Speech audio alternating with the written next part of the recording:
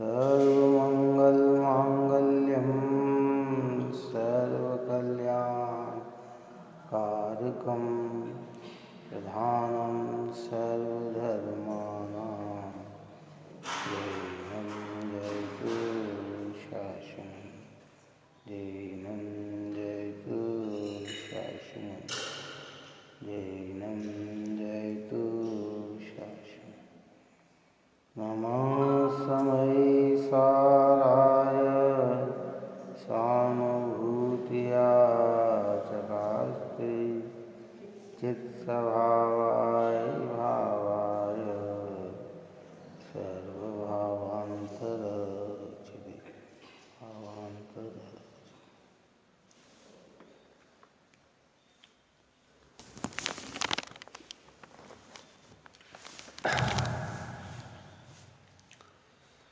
गाथा अपनी 73वीं चल रही थी। शिष्य ने ये प्रश्न किया था कि आत्मा किस विधि से आश्रव से निवृत्त होता है, तो उसके उत्तर स्वरूप में यह गाथा कही थी। आश्रव से निवृत्त होना ही जीव के लिए सुखकर है। जब तक आश्रव से निवृत्त नहीं होता है, सुख की आस रखने पर भी सुख की प्राप्ति नहीं होती है। चाहा तो निरंतर आप और हमारी सुख की है, लेकिन ये सुख प्राप्त तभी होता है जब ये जीव आश्रव से निवृत्त होता है। तो ये विधि क्या है? आचार्य भगवंत ने आत्मा और आश्रव का भेद तो ऊपर की गाथा में समझा दिया। ये आश्रव कैसे हैं कि अशुचि हैं, या आश्रव कैसे हैं कि जड़ है, या आश्रव कैसे हैं कि दुख रूप है, आत्मा कैसा है कि अति निर्मल है, कैसा है कि ज्ञाता स्वरूप है, कैसा है कि सुख स्वरूप है। ये भेद तो समझा दिया। पर अब ये जो परिणति में आश्रव हो रहे हैं, ये आश्रव से हम निवृत्त कैसे हों, यानी भिन्न कैसे हों? ऐसी कौन सी विधि अपनाएं कि जिस विधि से ये आश्रव छूट जाए। ये तो बात हमारी समझ में आ गई कि कपड़ा और मेल अलग अलग वस्तु है। मेल भिन्न है, कपड़ा भिन्न है, परंतु कपड़े के ऊपर जो मेल दिख रहा है, ये मेल किस विधि से निकले, ये भिन्न कैसे हो, है ना? क्योंकि ये मेल मलिन है और कपड़ा स्वच्छ है। कपड़े का स्वभाव कैसा है? स्वच्छ है। और मेल का स्वभाव कैसा है? मलिन है। अब हमें ज्ञान भी हो गया, लेकिन ये किस विधि से इसे हम भिन्न करें, ये किस विधि से इसे छूटे? तो वो विधि आचार्य भगवंत ने इस 73वीं गाथा में दिखाई। और कल ये कहा था गाथा में कि मैं एक शुद्ध ममत्वहीन तो ज्ञान दर्शन पूर्ण हूँ, इसमें रहे स्थित लीन, इसमें शीघ्र ये सच्चय। गाथार्थ हुआ था, टीका अपनी चल रही थी, 2 बोल अपने हुए थे कि मैं एक हूँ और शुद्ध हूँ। मैं एक हूँ, मैंने अपने त्रिकाल अस्तित्व को बताने वाला, प्रत्यक्ष अस्तित्व को दिखाने वाला। जब मैं शब्द का प्रयोग किया जाता है तो आत्म वस्तु का वाचक होता है, और वह त्रिकाल अस्तित्व को बतलाता अपना। इस अस्तित्व को बताता है। मैं यानी क्या? हम यद्यपि अज्ञान से मैं शब्द का अर्थ शरीर संबंधी लेते हैं, काय से लेते हैं? इस देह संबंधी में लेते मैं ये मैं, लेकिन मैं तो किस वस्तु का वाचक है, किस वस्तु को बताने वाला है? उस त्रिकाल अस्तित्व को दिखाने वाला हमारा जो अस्तित्व है।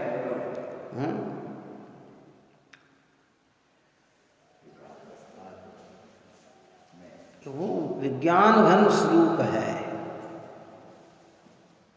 अनंत चिन्मात्र ज्योति स्वरूप है, वो अखंड है, प्रचंड है ना? तो ऊपर में अपन ने सारी चीज, वो नित्य उदय रूप है, ऐसा है।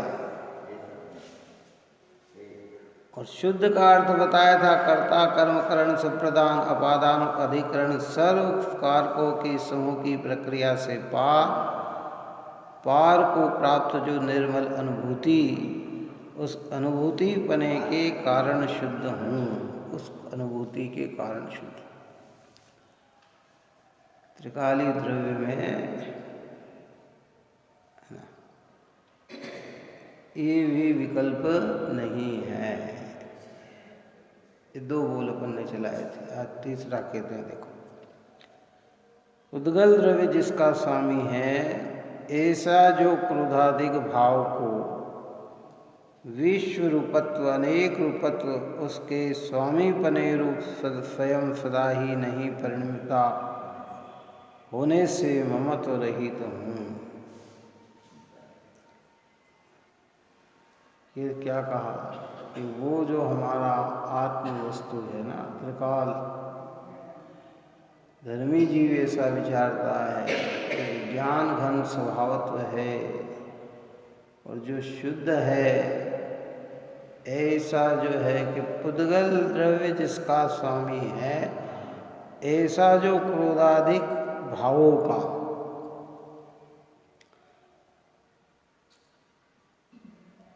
एक क्रोधमान मायालोक के प्रणाम, शुभ शुभ के प्रणाम, अच्छे बुरे के प्रणाम, मन तीव्रता के प्रणाम, जब स्वाभाविक दृष्टि से देखा जाए तो इनका स्वामी पुद्गल द्रव्य है। कौन है? और ये बात अपन ने ऊपर में जीवाजीव अधिकार में समझी। वर्णाधिक से रागाधिक सारे भाव पुद्गल के हैं, जीव तो चैतन्य मात्र है। स्वभाव में कहीं भी क्रोधाधिक नहीं है। किसके? कोई भी वस्तु के, जीव के भीतर क्रोधाधिक नहीं है। जितना भी क्रोधाधिक का परिणाम है, ये सब ऊपर ऊपर परिणाम है, पर लक्ष्य का परिणाम है, कर्म के उदय में होने वाले भाव हैं।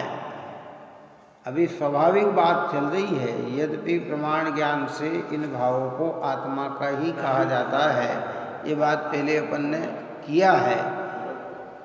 लेकिन यहाँ हमें इन भावों से छूटना है, ये भाव को दूर करना है। तो ये दूर कब होंगे? कि जब हम इनसे भेद करके इनको अपने रूप अनुभव नहीं करेंगे, तो ये बात, ये क्या होंगे? कि दूर होंगे। और जो है उसे अपना अनुभव करेंगे तो दूर होंगे। क्या? क्रोधाधिक भावों का विश्व रूप अनेक रूपत्व उसके स्वामी पने रूप स्वयं सदा ही नहीं परिणमता होने से ममत्व रहित हूँ, कभी नहीं परिणमता। इसलिए पहले अपन ने कई बार ये बात कही थी कि कितना क्रोध किया आत्मा ने अनादिकाल से आज तक पर्याय में। क्या क्रोध रूप हो गया आत्मा? बोलो। स्वभाव है। जल में कितनी ही काई रहे तो क्या काई जल रूप हो जाती है? क्या? कपड़े में कितना ही मेल रहे, क्या कपड़ा मेल रूप हो जाता है क्या? कि नहीं होता है। ऐसे कह रहे कि आत्मा में अनादि से आज तक परिणति में, पर्याय में तो हमारे क्रोधाधिक भाव बने हुए हैं, लेकिन हमारा स्वभाव कभी क्रोधाधिक रूप नहीं हुआ। और स्वभाव अगर क्रोधाधिक रूप हो जाए तो फिर कभी भी निकल सकता नहीं है। मेल अगर कपड़े रूप हो जाए तो मेल कभी भी कपड़े से भिन्न हो नहीं सकता। उस रूप हो गया वो, फिर भिन्न कैसे होगा वो? है नहीं, विधि से होगा वो तो अलग है। अगर उसका स्वभाव बन जाएगा तो कितनी विधि कर ले फिर नहीं हो सकता। स्वभाव बन जाए, अगर क्रोध आत्मा का स्वभाव बन जाए तो फिर कितनी ही विधि अपना ले। जैसे ज्ञान आत्मा का स्वभाव है, अब हम कौन सी ऐसी विधि करें कि जिससे ज्ञान हमारा निकल जाए? चलो बताओ, कौन सी विधि करेंगे? अग्नि का उष्ण स्वभाव है, ऐसी कौन सी विधि करें कि अग्नि में से उष्णता निकल जाए? और कदाचित निकल जाए तो फिर वह अग्नि रहेगी क्या? है? तो ज्ञानी कहते हैं कि मैं इससे ममत्वहीन हूँ। किससे ममत्वहीन का मतलब, इससे मेरा स्वस्वामी संबंध नहीं है, इसलिए ममत्वहीन हूँ। मैं तो निर्मल चैतन्य स्वभावी हूँ।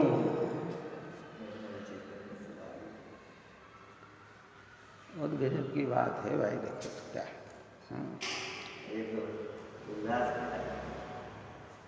और चौथा बोल कहते हैं कि चिन्मात्र ज्योति की वस्तु स्वभाव की ही सामान्य और विशेष से परिपूर्ण होने से मैं ज्ञान दर्शन से परिपूर्ण हूँ। कितने बोल है? मैं एक शुद्ध ममत्वहीन और ज्ञान दर्शन पूर्ण।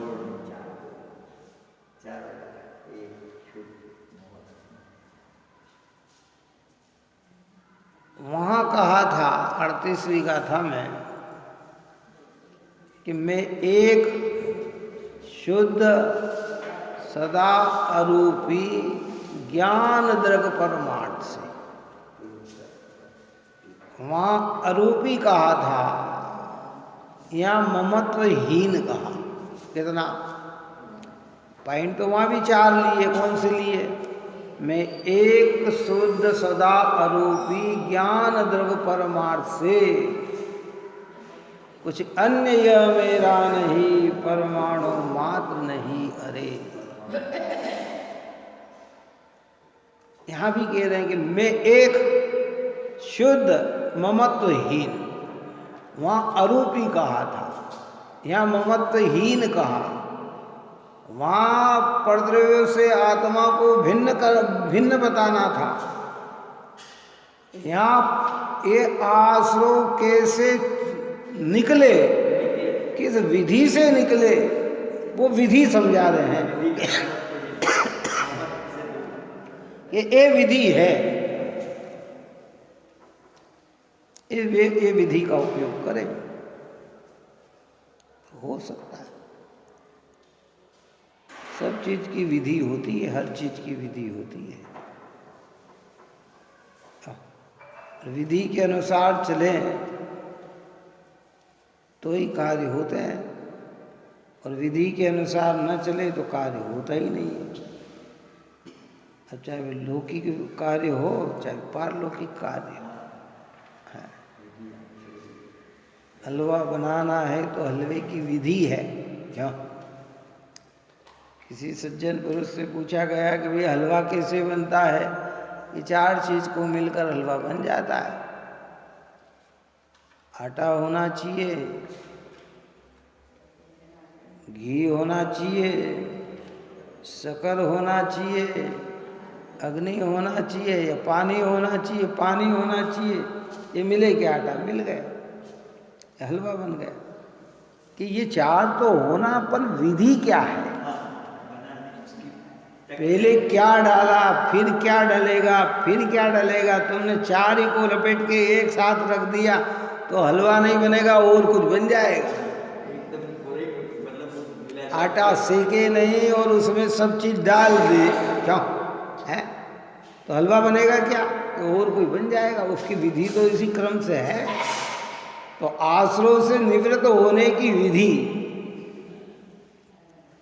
कि नहीं, सब आश्रय बहुत दुख देते हैं, बहुत पीड़ा देते हैं, क्रोधादिक बहुत पीड़ा देते हैं, ये क्रोधादिक को हमें दूर करना है, दूर करना है। तो आचार्य से कहते कि कैसे दूर हो, तो कि बस अब ये करो तो हो जाएगा, ये करो तो हो जाएगा, ये करो तो हो जाएगा। अरे भाई, उसकी विधि, नमोकार मंत्र बोलने से क्रोधादिक दूर हो जाएंगे, स्वाध्याय करने से क्रोधादिक दूर हो जाएंगे, गुरु की निकटता में रहने से क्रोधादिक दूर हो जाएंगे, मौन रखने से क्रोधादिक दूर हो जाएंगे। कि भैया ये सब कारण बाह्य है, अंतरंग कारण क्या है कि जिससे ये आसु क्रोधादिक से दूर हो। जब ये होगा, ऐसी वस्तु की अनुभूति होगी, तो वहाँ नमोकार मंत्र का ही स्मरण होगा, स्वाध्याय ही होगा, गुरु की निकटता ही होगी,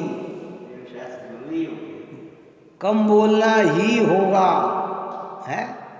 परंतु ये सब करे और ऐसा भेद ज्ञान करके अंतरंग स्वभाव का लक्ष्य न ले, स्वामी बना रहे, तो यह आश्रम से निवृत्त कैसे होगा भाई, है?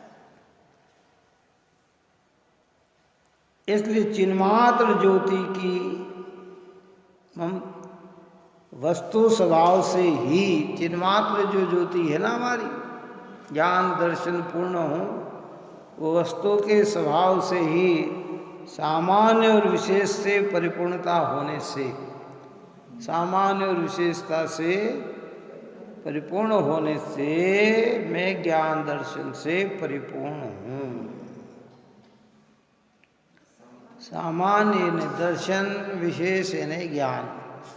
क्या प्रत्येक आत्मा कैसा है, सामान्य अर्थात दर्शन ज्ञान में आत्मा है ना, दर्शन यानी सामान्य, विशेष यानी ज्ञान। ध्रुव स्वभाव हमारा ज्ञान दर्शन से पूर्ण है ना, ये वस्तु का स्वरूप है इसका।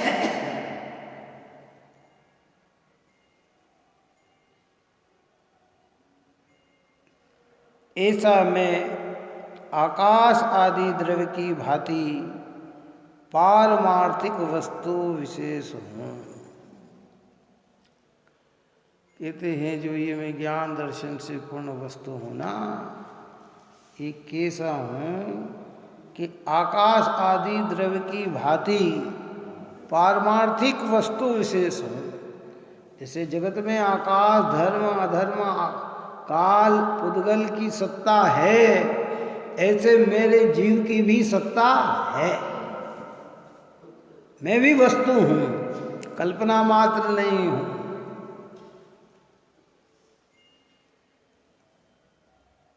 आप और हम भी सत स्वरूप है, अस्तित्व रूप है, त्रिकाल स्वरूप है,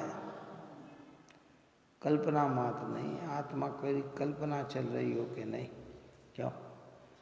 कवियों की कल्पना होती है ना, जहाँ जो वस्तु नहीं होती उसमें वो कल्पना कर लेते हैं। कौन?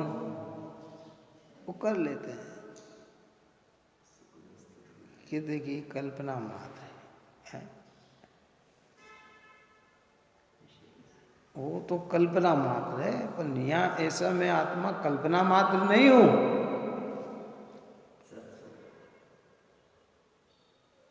पारमार्थिक वस्तु विशेष हूँ। इसलिए अब मैं समस्त परद्रव्य की प्रवृत्ति से निवृत्ति द्वारा इसी आत्म स्वभाव में निश्चल रहता हुआ समस्त परद्रव्य के निमित्त से विशेष रूप चेतन में होने वाले चंचल कल्लोलों के निरोध से इसको ही, इस चैतन्य स्वरूप को ही अनुभव करता हुआ अपने अज्ञान से आत्मा में उत्पन्न होने वाले जो यह क्रोधादिक भाव हैं उन सब का क्षय करता हूँ, ऐसा आत्मा ने निश्चय करके, जिसमें बहुत समय से पकड़े हुए जहाज को छोड़ दिया, ऐसे समुद्र के भंवर की भांति जिसने सर्वविकल्प को शीघ्र ही भवन कर दिया, ऐसा निर्विकल्प अचलित निर्मल आत्मा का अवलंबन करता हुआ विज्ञान घन होता हुआ यह आत्मा आश्रव से निर्वृत्त होता है। स्वभाव में आश्रव है नहीं। ऊपर के बोल में स्वभाव की चर्चा की, काय की चर्चा की? मैं एक शुद्ध ममत्वहीन ज्ञान दर्शन से परिपूर्ण हूँ, इस स्वभाव की चर्चा है ना।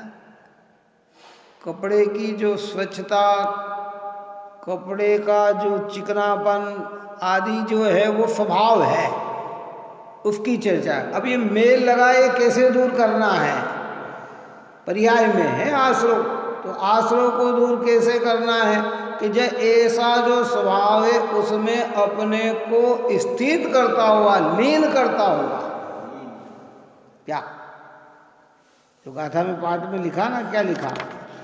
इसमें रहे स्थित लीन, इसमें शीघ्र ये सब क्षय करो। बस यही उपाय है, दूसरा कोई उपाय नहीं। आत्मा को जानकर अपने उपयोग को आत्मा में लगाने से एक क्रोधाधिक भाव आत्मा से छूटते हैं। भेद ज्ञान करके इन्हें विभाव जाना, इन्हें दुखरूप जाना, इन्हें मलिन जाना, इन्हें जड़ जाना, और भगवान आत्मा को ऐसा जाना। ऐसा जानकर जब अपने भगवान आत्मा में उपयोग इसका टिकता है तो अनादि काल से चलने वाला जो मिथ्यात्व अनंतानुबंधी संबंधी क्रोधादिक रागादिक है, ऐसा भिन्न जानने से इसमें जो एकत्व परिणाम था कि ये आश्रव है सो मैं हूँ और मैं हूँ सो आश्रव है, मैं हूँ सो क्रोधादिक है और क्रोधादिक है सो मैं हूँ सो रागादिक है और रागादिक है सो मैं हूँ, ऐसी एकत्व बुद्धि का परित्याग हुआ। मैं आत्मा करता हूँ और ये क्रोधादिक रागादिक मेरे कर्म है, ऐसी कर्ता बुद्धि का परित्याग हुआ। मैं आत्मा हूँ और ये क्रोधादिक मेरे परिणाम है, ये मैं इनका स्वामी हूँ, ऐसी स्वामित्व बुद्धि का अभाव हुआ। मैं आत्मा हूँ और रागादिक में भोगता हूँ, ऐसे भोक्तत्व बुद्धि का निषेध हुआ। ऐसा होते ही एक क्रोधादिक से भिन्न पड़ जाता है। मिथ्यात्व अनंतानुबंधी क्रोधादिक मिटाने का भी तरीका यही, और आगे आगे के क्रोधादिक मिटाने का भी तरीका यही। कौन सा? दूसरी विधि नहीं है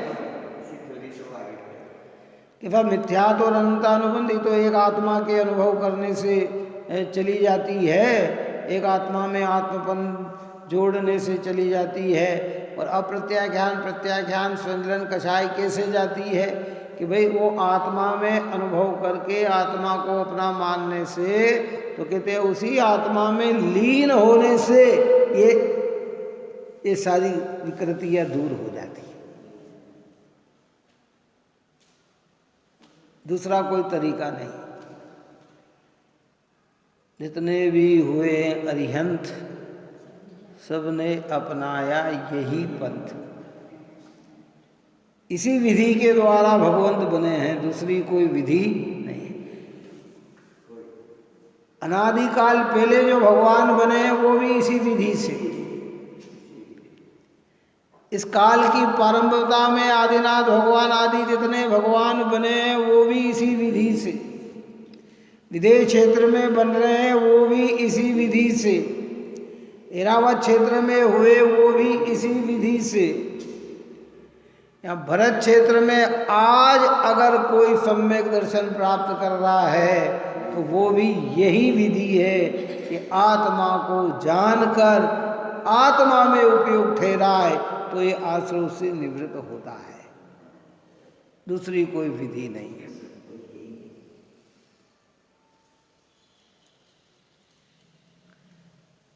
बोलो क्या विधि? क्रोधाधिक मंद करने की विधि तो हो सकती है, पर क्रोधादि को दूर करने की विधि तो यही है।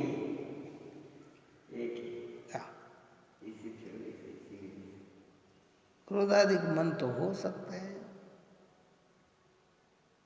भगवान की निकटता में आने पर, जिन वचन सुनने पर, क्षेत्र वंदना करने पर, गुरु की निकटता देने पर क्रोधाधिक मन तो हो सकते हैं, लेकिन दूर कैसे होंगे? नहीं, विधि तो यही है। इसी विधि से हम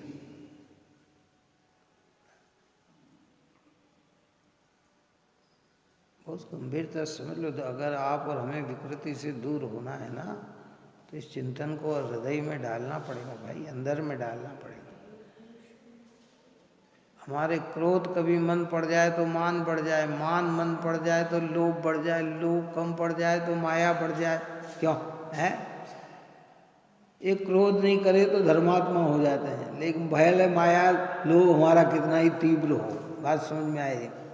आसक्ति परद्रव्य पे हमारी कितनी बनती रहे, किसी ने गाली दी और हम चुप रहे, वो भी ऊपर से हो, भीतर से तो बुरा लग रहा है, लेकिन अरे बड़े धर्मात्मा जी, देखो इतना बोलने के बाद भी गुस्सा नहीं आया। यहाँ तो कहते अनंतानुबंधी जाति तो एक कछाई जाति के पूरा चतुष्ट चार ही जाती है। आत्मा की अनुभूति से खाली एक क्रोध जाता है कि मान भी जाता है, माया भी जाती है, लोभ भी जाता है, उस क्वालिटी की चार हो जाती है। एक देश व्रत को धारण करके अप्रत्याख्यानावरण कषाय का अभाव करेगा तो उस क्वालिटी की चारों कषाय जाएगी। प्रत्याख्यान का अभाव होगा, स्वरूप की स्थिरता बढ़ के अनुभूत होकर मुनिराज होगा तो उस क्वालिटी की चारों कषाय जाएगी। और अनंत बन जाएगा तो संपूर्ण कषाय चली जाएगी।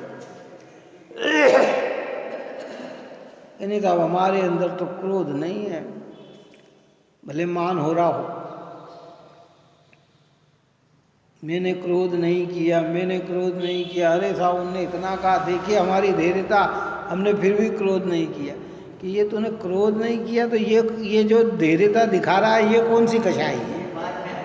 क्या ये कौन सी कषाय है? कि ये अकषाय भाव है, ये भी तो कषाय है ना। और स्वर्ग आदि की लाभ से अगर क्रोध नहीं करे तो ये लोभ भी तो है ना। लोग मेरी प्रशंसा करेंगे, मैं अगर क्रोध नहीं करूँगा तो ये लोभ भी तो है ना। क्या? और भीतर में क्रोध होते हुए भी तो अक्रोधी बनने का नाटक कर रहा है, तो ये माया भी तो कर रहा है ना। क्यों हो रहा है कि नहीं हो रहा है?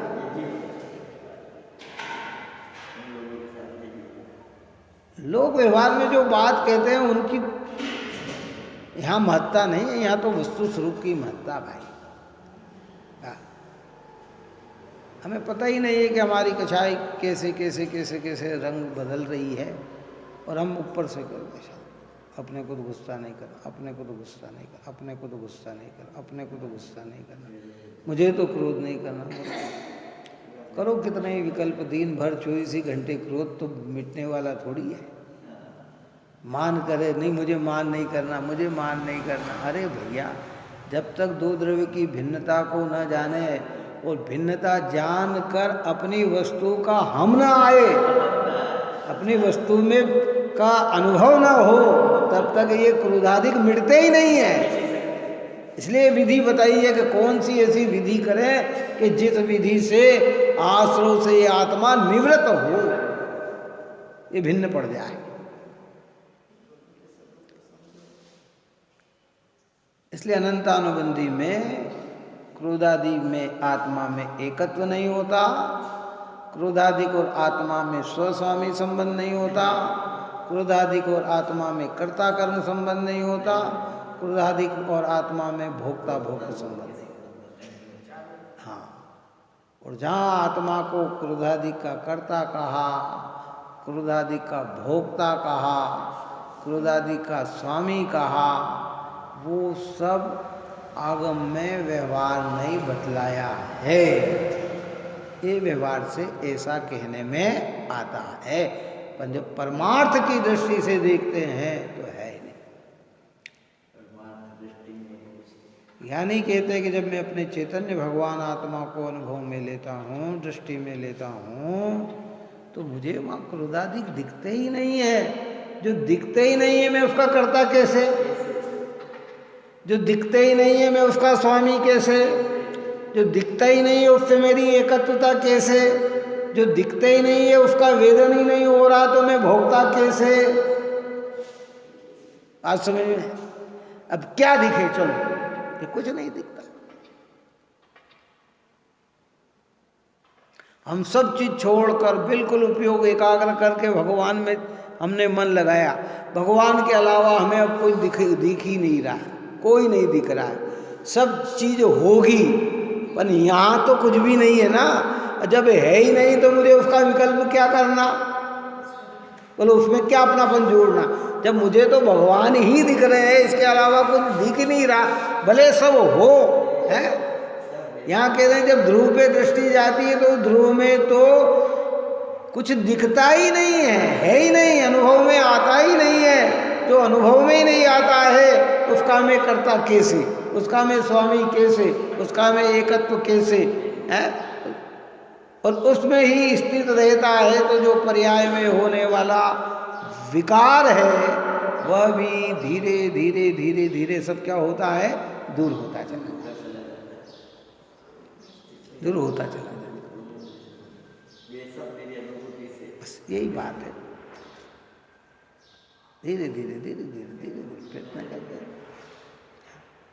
देखो कितनी उत्कृष्ट बात कही है इसमें है। समस्त परद्रव्य के निमित्त विशेष से चेतन में होने वाले चंचल कल्लोल के निरोध से इसको ही, इस चैतन्य स्वभाव को ही अनुभव करता हुआ अपने अज्ञान से आत्मा में उत्पन्न होने वाला जो ये क्रोधादिक भाव है उस सब का क्षय करता हूँ।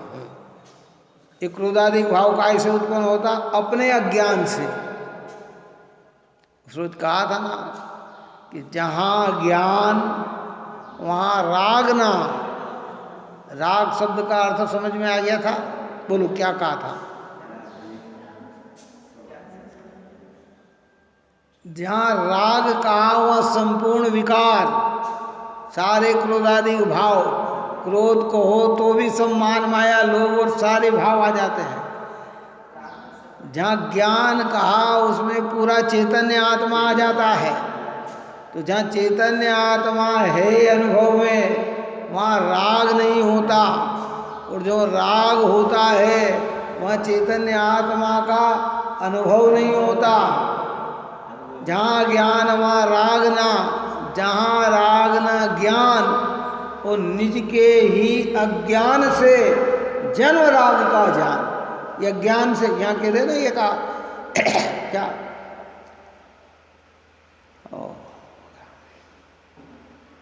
अपने अज्ञान से आत्मा में उत्पन्न होने वाले जो यह क्रोधादिक भाव है उन सब का क्षय करता हूँ। आज तक जो ये क्रोधादिक भाव परिणति में दिखाई दिए हैं ये काय से उत्पन्न हुए, अपने अज्ञान भाव से। कौन सा ज्ञान भाव कि क्रोधादिक और आत्मा भिन्न भिन्न है, ऐसी भिन्नता न जानने से ही ये क्रोधादिक उत्पन्न हो रहे हैं।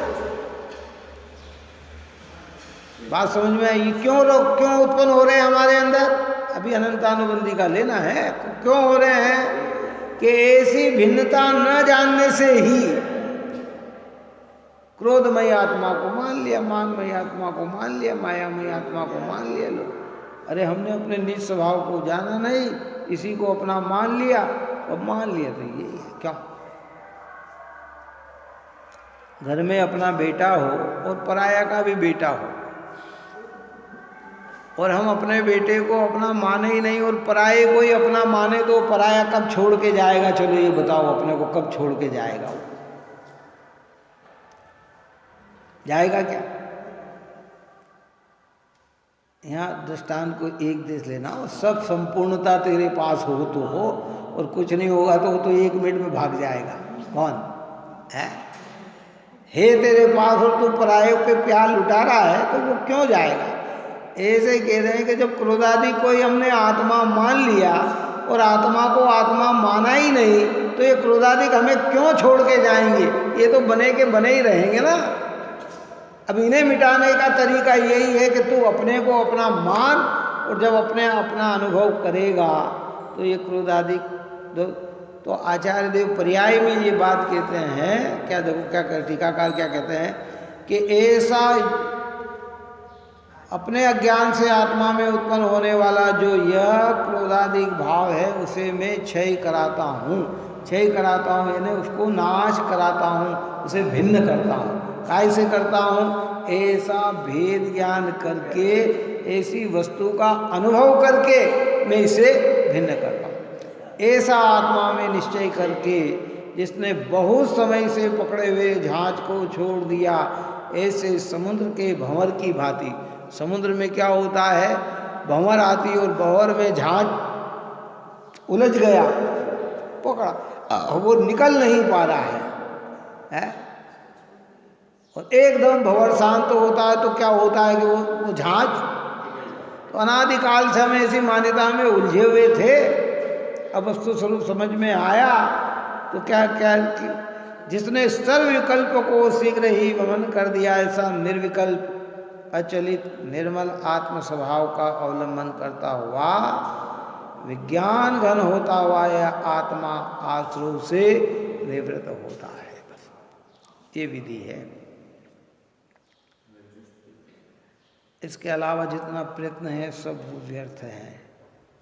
भले आप और हम कितने करें, साहब हमें तो बार बार राग आ जाता, हमें तो बार बार क्रोध आ जाता, हमें तो हम कितना ही करते पाप नहीं छूट रहा, हम कितना ही करते ये नहीं छूट रहा, कि भाई ये हम करते रहेंगे। विधि तो सीधी है, आज करेंगे तो ये करना है, और इस जीवन में करना है तो ये करना है, इनसे और घूम फिर के अनंत काल बात करना है तो भी यही करना है कि नहीं एक बार 84 की ओर चक्कर लगा के आ जाऊं मैं, इतना फिर करूँगा, तो कि फिर भी दूर करेंगे तो भी विधि तो यही है। अन्य विधियों के द्वारा देखो, अग्नि पे दूध जब उफन रहा है ना अग्नि के संयोग से, क्या तो उसकी उफानता को बंद करने के लिए क्या विधि है बताओ? बस एक ही विधि है कि उसे अग्नि से उतार कर नीचे रख दो। क्या करना? तो कहने साहब हम तो उसमें पानी डालते हैं, तो पानी डालने की विधि में क्या होगा कि थोड़ी देर वो होगा शांत, फिर उबलने लग जाएगा, थोड़ी देर होगा शांत, फिर उबलने लग जाएगा, थोड़ी देर होगा शांत, फिर उबलने लग जाएगा। उसकी विधि तो यही है कि उसका अग्नि का संयोग उससे दूर कर दो, हैं तो वो उफनेगा ही नहीं। अब ये हमारे कषाय जितनी भी उत्पन्न हो रही है, परद्रव्य के सस्वामी संबंध जोड़ने से हो रही, परद्रव्य में एकत्व बुद्धि जोड़ने से हो रही, परद्रव्य में कर्ता बुद्धि जोड़ने से हो रही, परद्रव्य में भोक्ता बुद्धि जोड़ने से हो रही। आत्मा का स्वभाव ऐसा है कि आत्मा को ऐसा जाने तो ये दूर हो जाए, लेकिन हम इनको दूर करने के लिए अनेक कोई कहता मंत्र जाप करो, कोई कहता है ऐसा करो, कोई कहता है ये करो, ऐसा करने से क्रोध दूर हो जाएगा, ऐसा करने से मोह दूर हो जाएगा। कि भाई कितनी अपना लो विधियाँ, ये सब विधि हम पूर्व में अपना चुके हैं, आज तक हमें सफलता नहीं मिली है। अब आचार्य कुंकुम भगवंत कह रहे हैं, अमृतचंद्र आचार्य देव कह रहे हैं वो विधि हम अपनाएं तो ये आश्रव से निवृत्त होगा। इसलिए इसके लिए पहले परिपूर्ण ज्ञान होना आवश्यक है, स्वाध्याय होना आवश्यक है, बार बार चिंतन करना आवश्यक है, घोलन करना आवश्यक है। ऐसा नहीं कि मैंने अभी कहा और आपके समझ में आ गया और मैंने पढ़ा और मेरे समझ में आ गया, कि नहीं, इसका बार बार बार बार गुंथन होना। ये निद्रा अवस्था मैंने उस रोज कहा ना, जहाँ समझ न मिले मैं एक हूँ, एक कैसे हूँ, शुद्ध हूँ तो शुद्ध कैसे हूँ, निर्ममत्व हूँ तो निर्ममत्व कैसे हूँ, ज्ञान दर्शन से परिपूर्ण हूँ तो कैसे हूँ, इसका घोलन हो। इन्हें सब आपने कह दिया, हमने मान लिया, कभी कुछ नहीं। नकल में अकल का प्रयोग न करेगा तो नकल से भी लाभ नहीं मिलेगा। नकल में अकल का प्रयोग न करेगा तो नकल से भी लाभ नहीं मिलेगा। अकल तो लगानी पड़ेगी ना। एक दूसरे में टीप रहे थे, जल्दी में टीप रहे थे, क्या ले ये प्रश्न, अब वो प्रश्न क्या था और उत्तर किसके नीचे लिखने लग गया, वो तो क्या होगा उससे, क्या मिल जाएगा तेरे कि उसमें भी तो अकल पर कि ये किस प्रश्न का उत्तर है, इतना तो विचार करना पड़ेगा कि नहीं करना पड़ेगा। ये तो आपने नकल के कर रहे थे, कर रहे थे।